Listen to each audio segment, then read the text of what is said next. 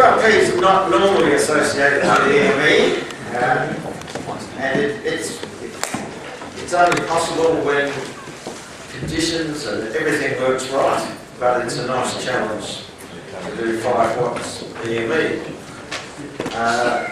What I'm going to do is run you through all the things you've got to do to make it work.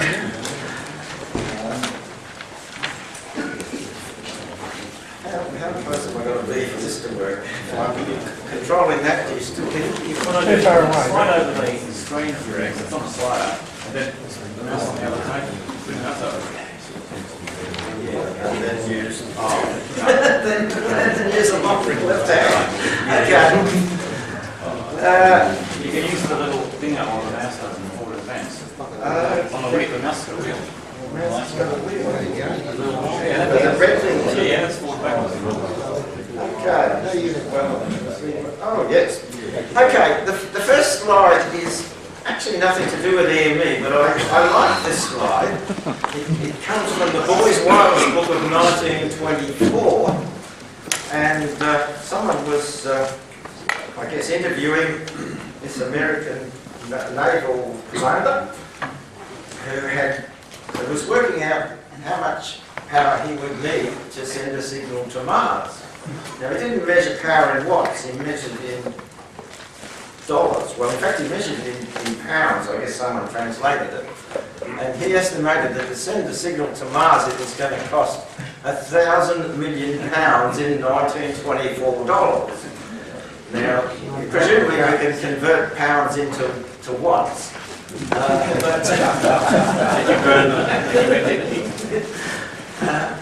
But the interesting thing is, when you actually work it out, it's nearly, it's actually easier to send a signal to Mars one way than it is to reflect a signal off the moon. It's 27 dB or 23 dB easier. And that's because reflecting off the moon, we're involved in inverse to the 4th power, there and back, radar equation. But direct to Mars, it's only inverse square loss. Now,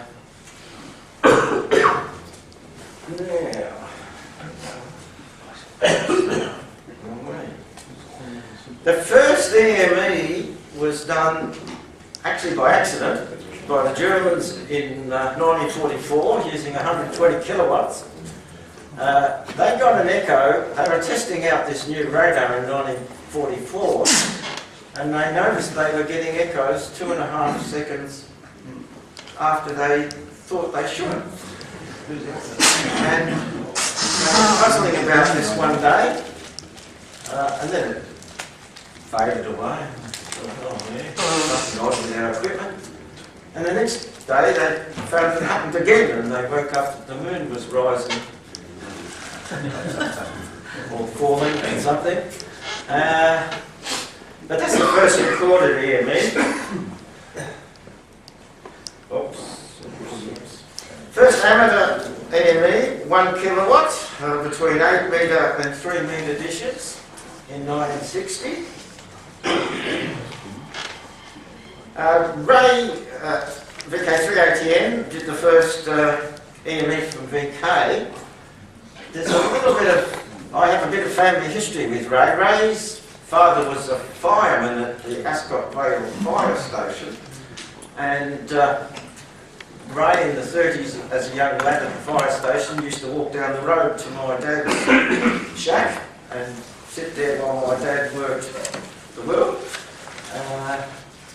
And that generated his interest in amateur radio. Now,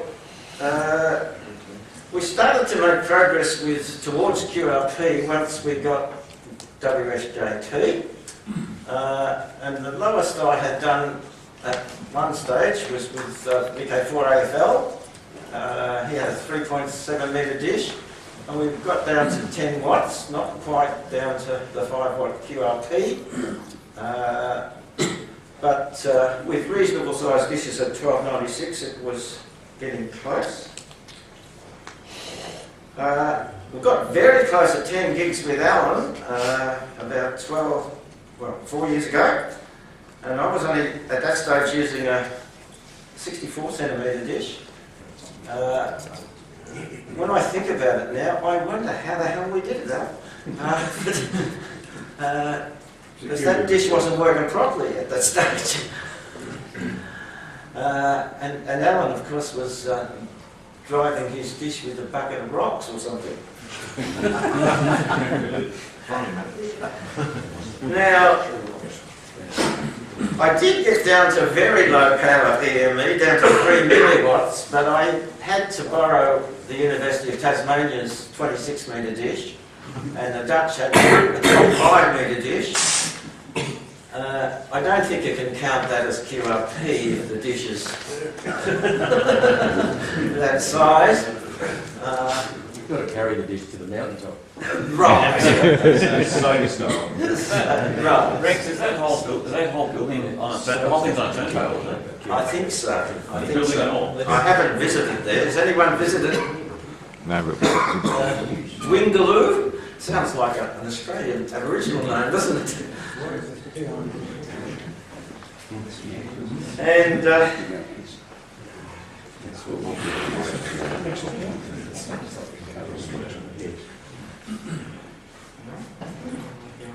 Childproof for us.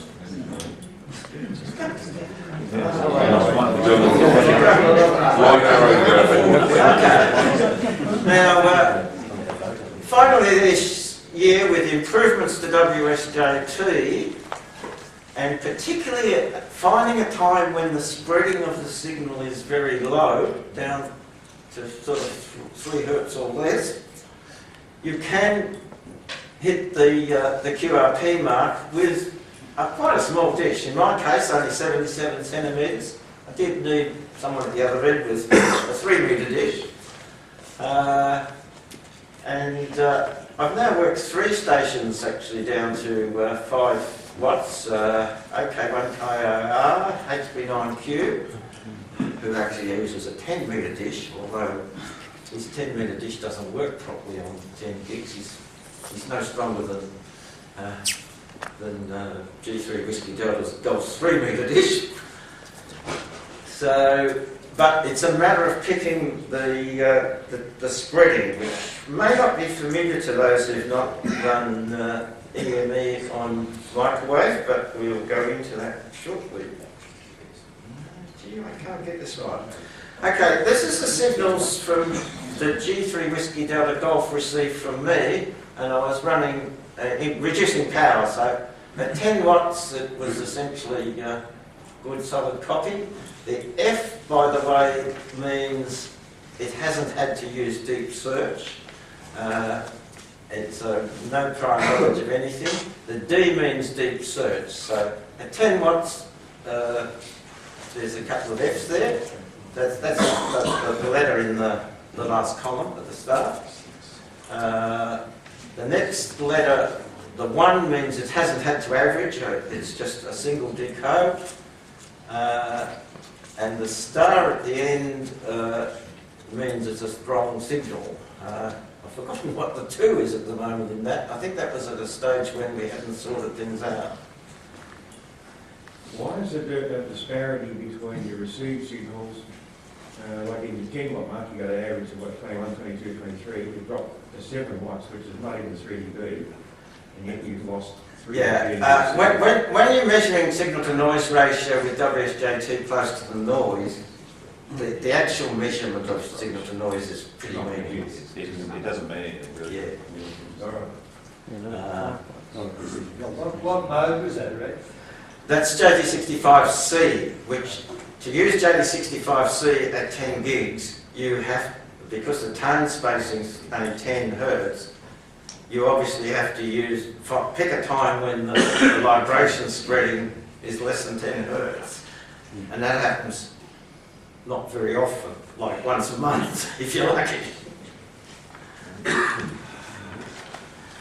Now, there's a technique which I'll talk more about in the next talk, in the new version of WSJTX, that allows you to add noise to the signal. So if you've received a signal, you can add noise and see at what signal level you would have received that station, you could have received that station.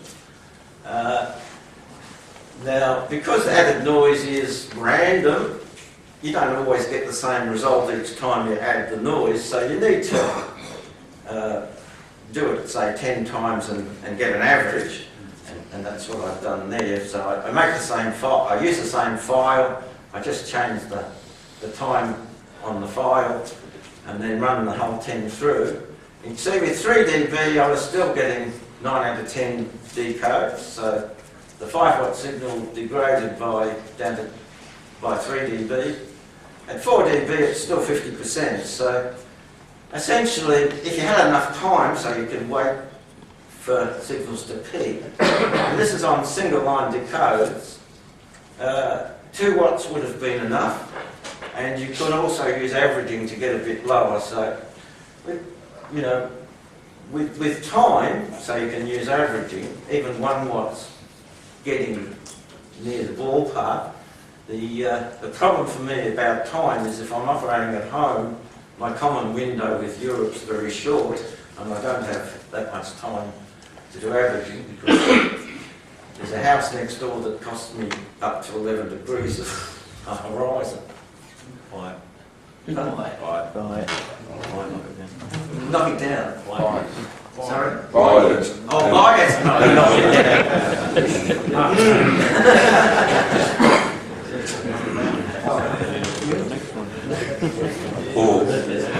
Okay.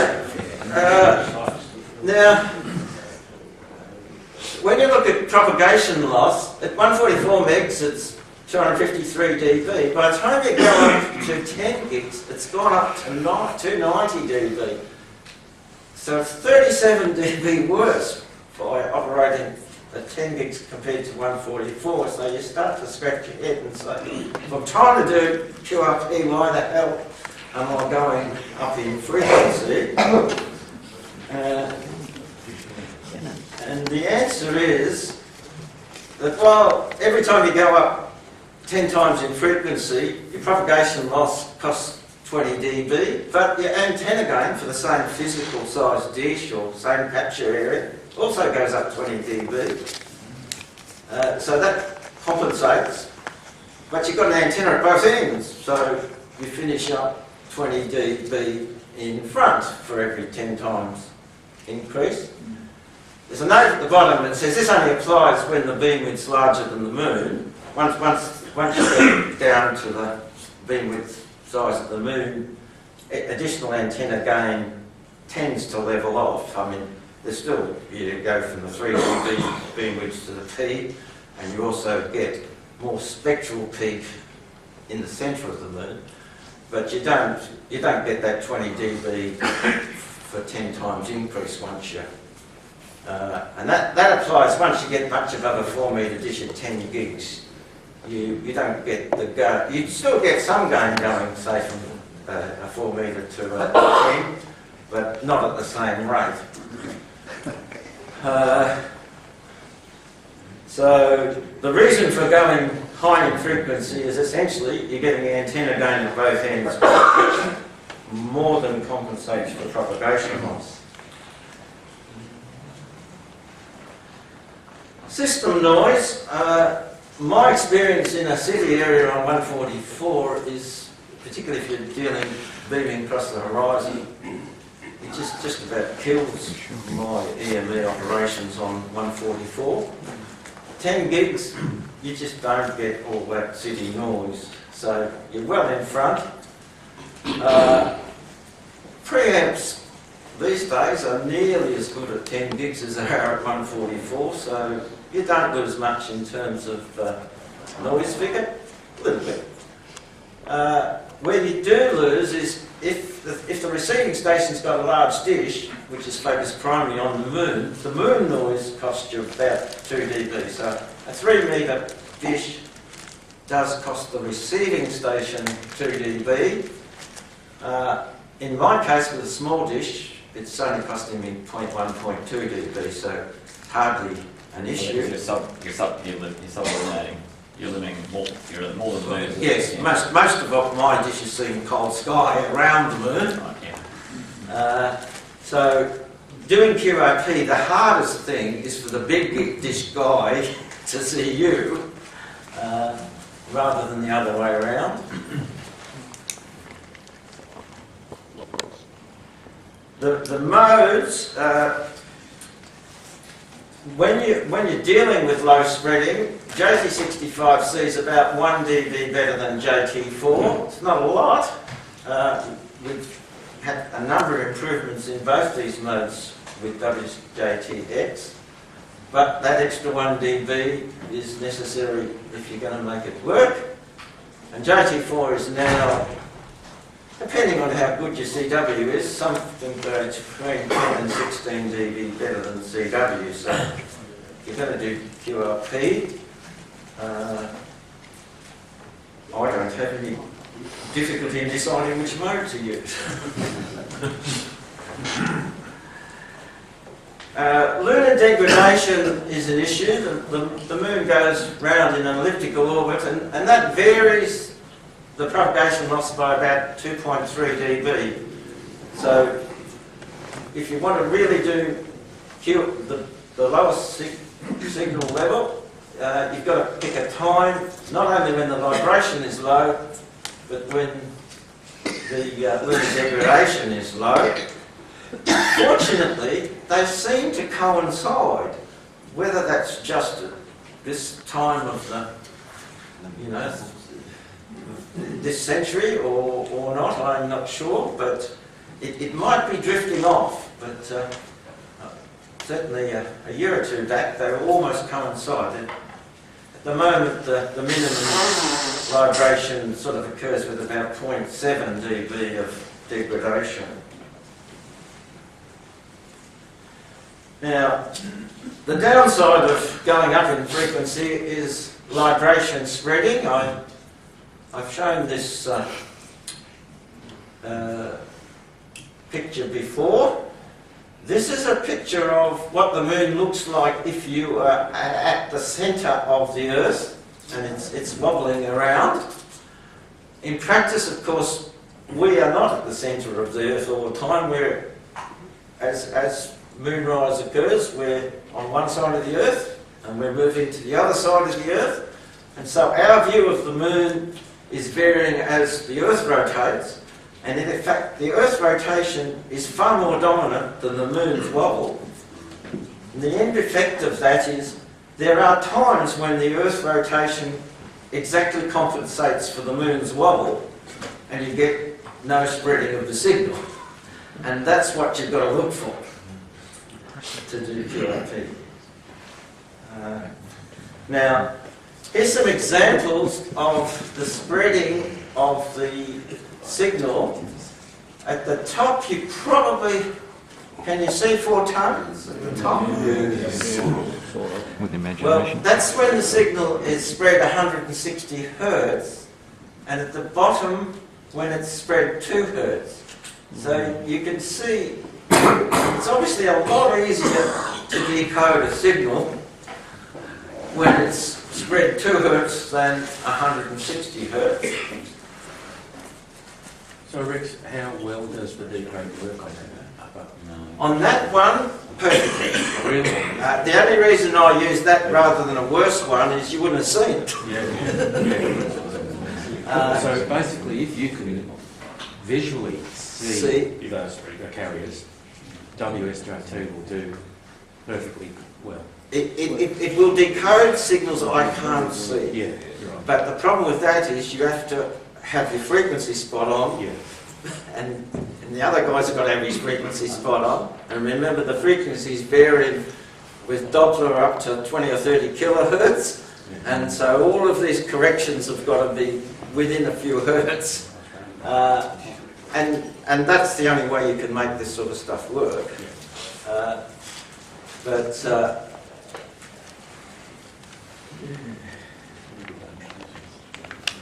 Now, in case you couldn't see that other one, what I've done here is, this is slightly less spreading, 140 Hertz from OZ1 LPR, and you can see at the top there's single tone messages.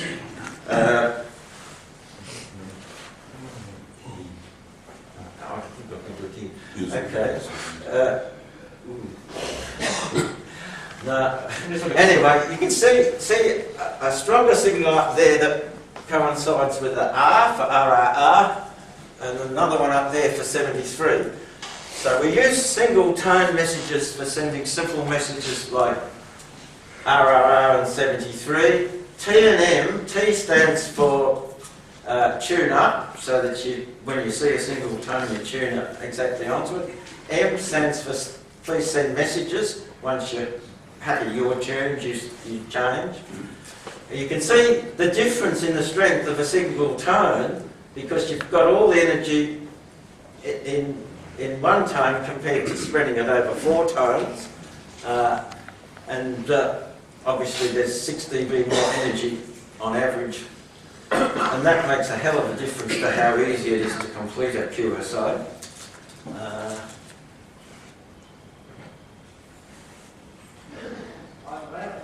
Now, libration spreading, it increases in proportion to frequency, but it's actually a little bit worse than that. If you look at this graph, you will see that some clever people measured the reflection from the moon back in the 1960s by using pulse radar. And so the delay told them whether it was coming from the front of the moon or from the limbs of the moon, and they were therefore able to tell the difference in strength of the signal from the central part of the moon compared to the limbs. And you will see that the central part is, they referenced all frequencies to 0 dB. The central part is much stronger, and then as you go out to the limbs, it's much weaker. But the interesting thing is, at 144 or low frequencies, nearly all the energy comes from the central part of the moon. You're 20 dB down by the time you get away from the centre. At 10 gigs, it's spread more over the full part of the moon. 24 gigs, it's starting to get almost flat. Now what that means is the spreading is a function of the energy that comes from the whole, across the whole limb, from limb to limb. And at 144, your spreading is much narrower purely because it's only the central part where you're getting spectral reflections from the centre of the moon. As well as that, it's proportional to frequency, so it's not only narrow because of that reason, it's narrow because the frequency is nearly 100 times lower. So the end result is, at 144 the spreading is no more than 1 hertz, but at 10 gigs it can be up to 200 hertz. And when you're dealing with narrow bandwidth modes, the difference in performance between using 1 hertz bandwidth or beamwidth and 200 hertz makes a big difference. So Rex, if you use an antenna with a very narrow beamwidth, that actually helps. And while the amount of energy you get back is no different by narrowing it, the actual libration spreading is reduced. So if we could get HB9Q to fix his 10-metre dish so that it was really pointing narrow, and he's promised to do it, his big problem is he's got this 10-metre dish and he's just put the feed where he thinks is the focal point, and he's got no way of, he can't stand up on top of a 10-metre dish and adjust sun noise. So I've told him that if we could put a little jack screw in there and move it in and out, I reckon he's got about another 6 dB you can get him. Just one question on that. If you both ends of the path, you've both got very large units, right? Yes. Wouldn't it be very important that you're both right on the same spot? Absolutely. And in fact, you know, 2 large dishes is pretty hard. Yeah. A large dish to a small dish is probably... Ideally, a large to small This is the way to go. Well, the optimum is 2 dishes of the same size because it costs you both in terms of moon noise the same. Yeah. Rex, Yeah. can you go back one slide, please?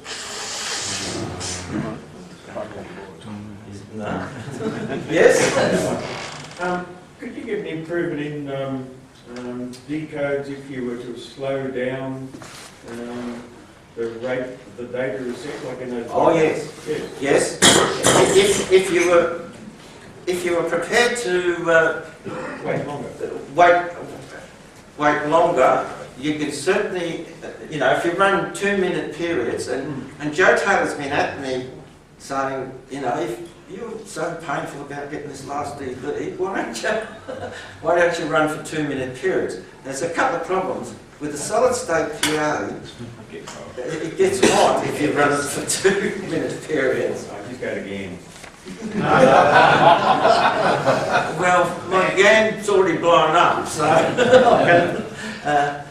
But you're right that game properly designed may do it. And the other problem is some of the things I do, like try and work 4 grid squares on a moon pass, you can't afford to be running your QSLs out to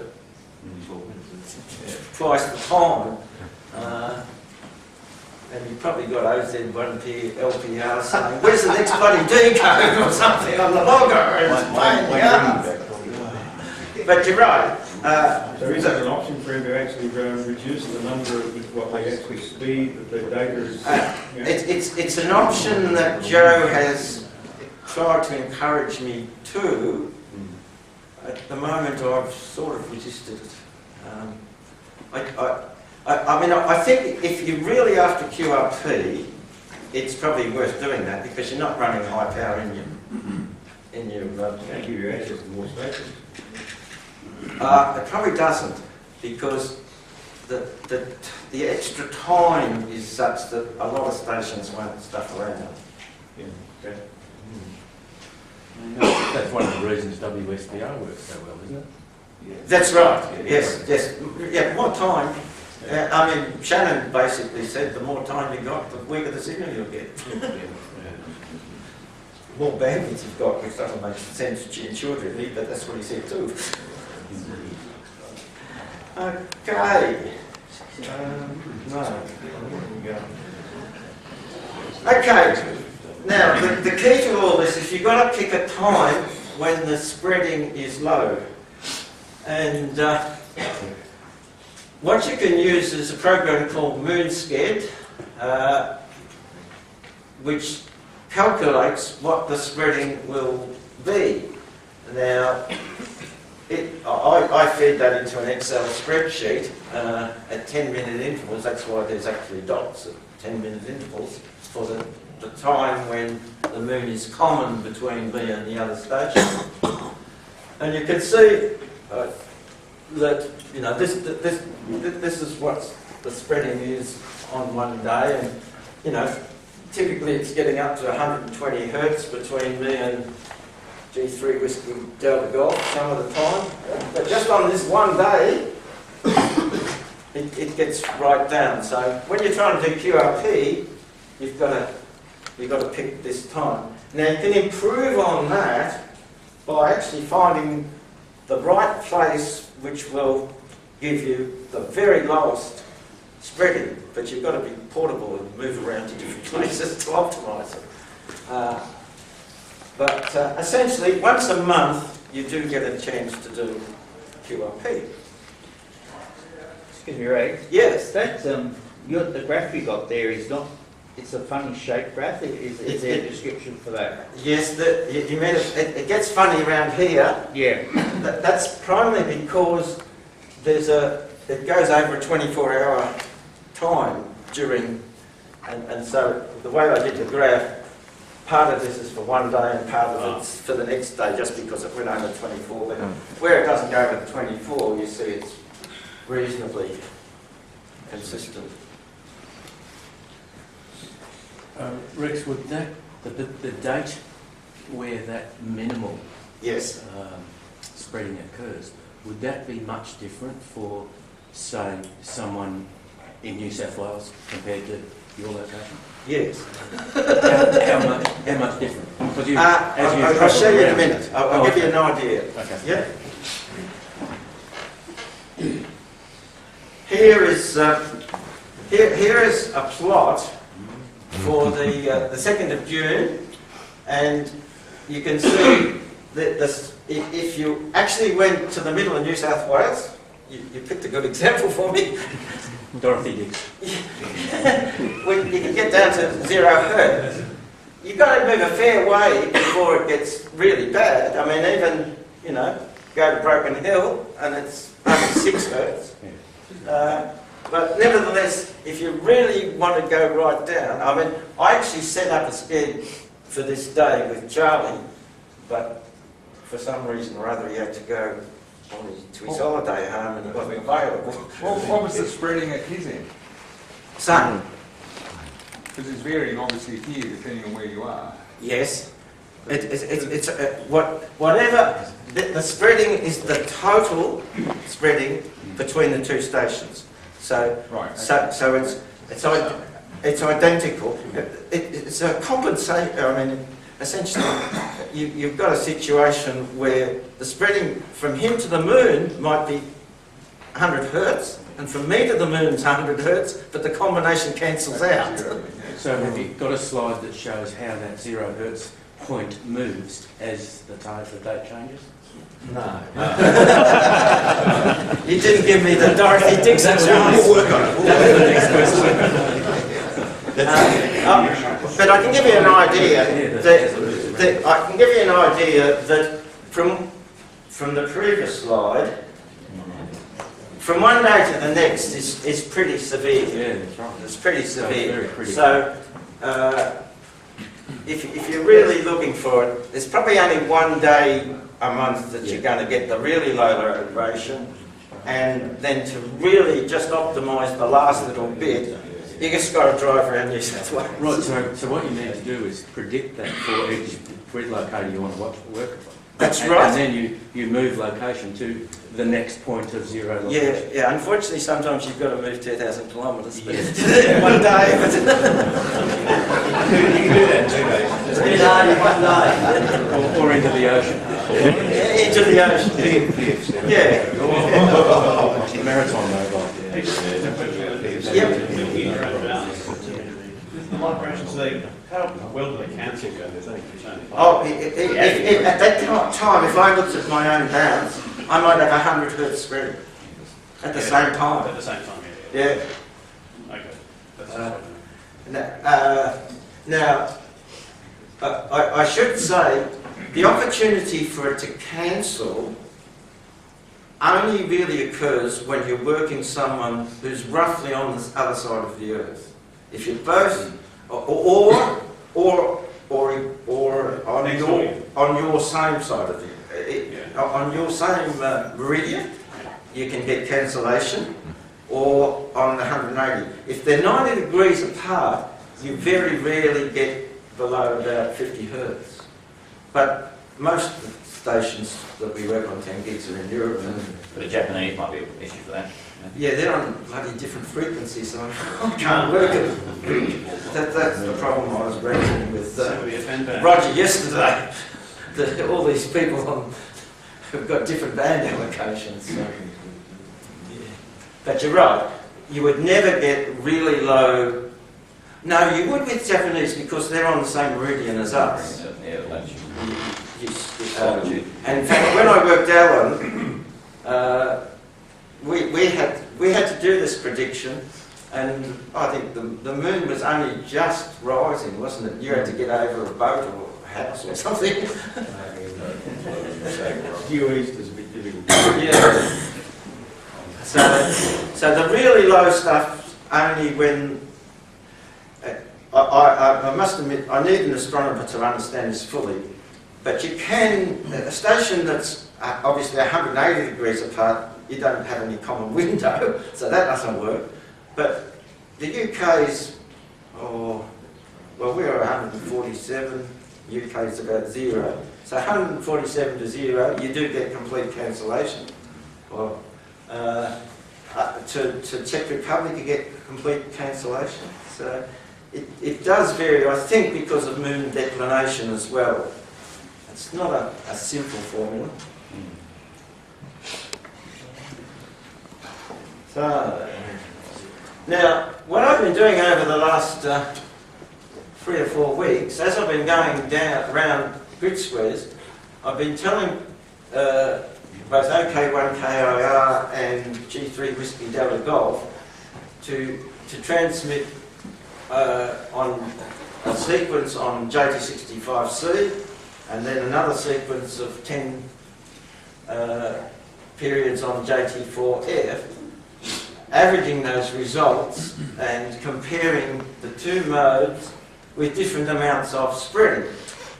There's a lot of scatter in the data, but I think the trend shows up pretty well. And you can see that when the spreading is really low, below about 20 Hertz, JT65C can be in front, up to about 1 dB in front. But as soon as the spreading gets wider, because JT65C's tones are only 10 Hertz apart, JT4 comes into its own. The JT4F, the tone spacing is 157 Hertz. That really covers almost all situations you're likely to get going between VK and Europe. What you can also see is JT65C drops off very much faster as the spreading increases than JT4F. And this is the reserve I had running 50 watts, and I had to make some corrections for the different antenna gains and power of the stations. But essentially it's saying there's about 10 dB in reserve, even at spreading up to 160 watts, and something like another 6 to 7 dB in reserve in the best situation. So what we're really saying is that the spreading, picking a time of good spreading to poor, varies your ability to receive by 6 or 7 dB, based on some rather scattered results, but I think a reasonable estimate.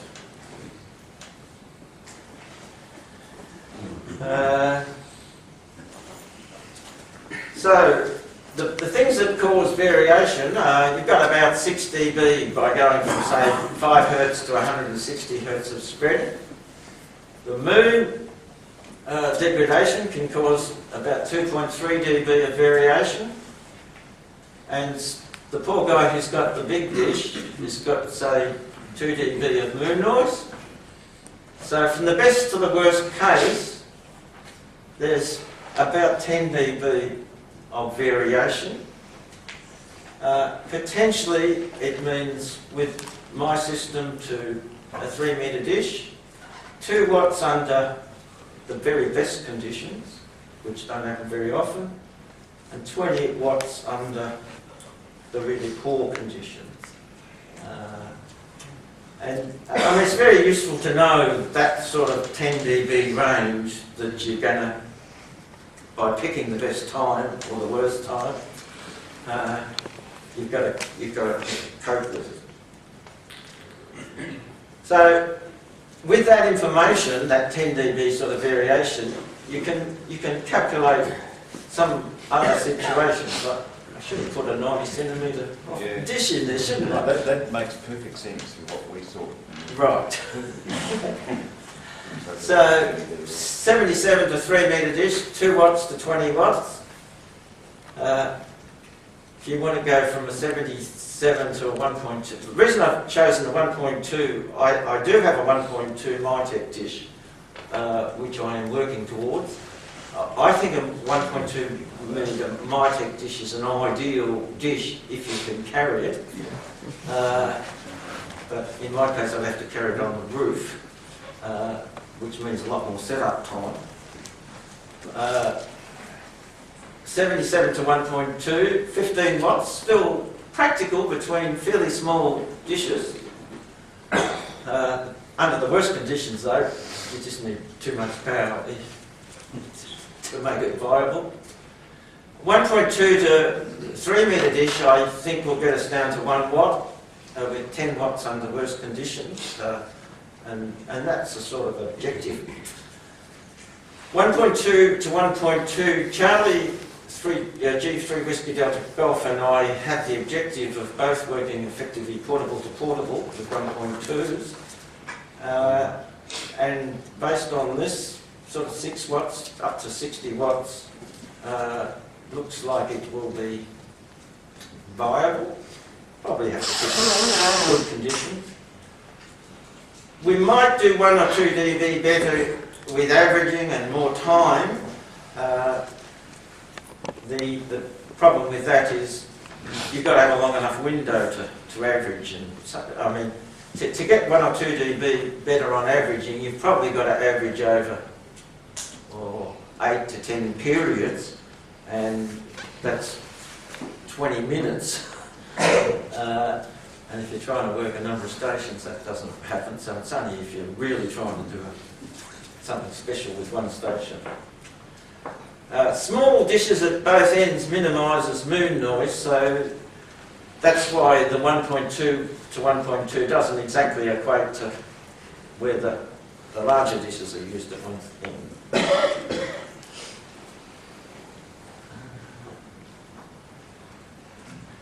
Now, over a couple of years, but especially over the last week, or last weekend, and Monday and Tuesday, I've been doing grid squares, and OK1KAR has a really nice website, and he records all the grid squares that he has done 10 gig contact, well, on all frequency contacts around the world. Of all those grid squares that he's got in Australia, this one's Alan, this one's Charlie NX, this is David, KK, and you'll have to guess who the others are. Rex, we've got a long way to catch up, Rex. The interesting thing is, despite really 90% of activity being in Europe, OK1KR has only got 29 grid squares in Europe, and he's got 69 grid squares in VK. Now I put some black dots there. This was my activities last weekend, and Monday and Tuesday, where I deliberately went to try and work 4 grid squares in a single moon pass. And this one's up around Oyen. This one's almost up to Cobar. Gulwi or something. And Gulgowie, good, thank you. And this is near Yarrawonga. By the time, it doesn't look that far, but you know, that's about 800 kilometres because the road doesn't actually go straight there. So by the time you complete your grid squares at one place, try and get some sleep and move to the other place and do a survey of all the spots. What time was local moon set at local time? Local moon was gradually in the afternoon, so it was sort of about 4 o'clock here up to about 6 o'clock. No, 6 o'clock in the evening. Yeah, I mean, local moon varies about an hour a day, sort of, roughly. Yeah, I did mean to do this one, but it pissed rain and I wasn't prepared. I finished up doing this one with an umbrella over my head, typing on the bloody computer. Me's getting so wet, and I just said, "This is enough." Now, I mean, then they weren't QRP, sorry, but we got through. So if you're driving around like that, you can't expect to get low spreading all the time. No, well, there was no, well, there was, it was generally low spreading, but up to 50 hertz or something. Yeah. It's an interesting carbon footprint you've got there. Okay, conclusions. About 10 dB variation between the best and worst conditions. 5 watt portable stations can work 3 metre stations. And I mean, a lot of you guys here will have 5 watts and a reasonable dish on 10 gigs, so it's all possible. In order to work, you know, under just average conditions, I think a 1.2 metre Mitec and 10 watts is the sort of thing you'd want to aim for. Thank you.